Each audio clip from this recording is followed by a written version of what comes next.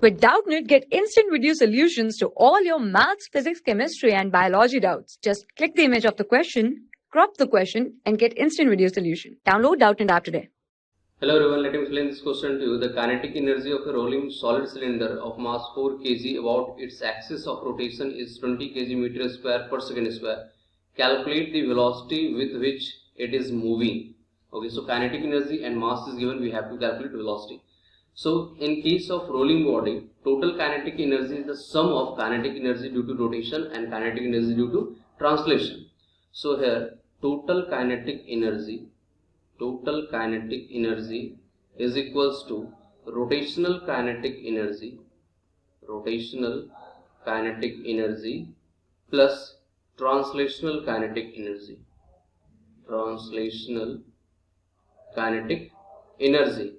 And rotational kinetic energy is half I omega square plus translational kinetic energy is half m v square. Here I is the moment of inertia about an axis passing through center and perpendicular to the plane, and omega is the angular speed about center of mass, and v is the speed of center of mass. So here moment of inertia of solid cylinder about an axis passing through center and perpendicular to the plane is mr square by 2. So half I is equals to mr square by 2 into omega is equals to v by r whole square plus half m into v square. So from here r square cancel out. This is equals to m v square upon 4 plus m v square upon 2.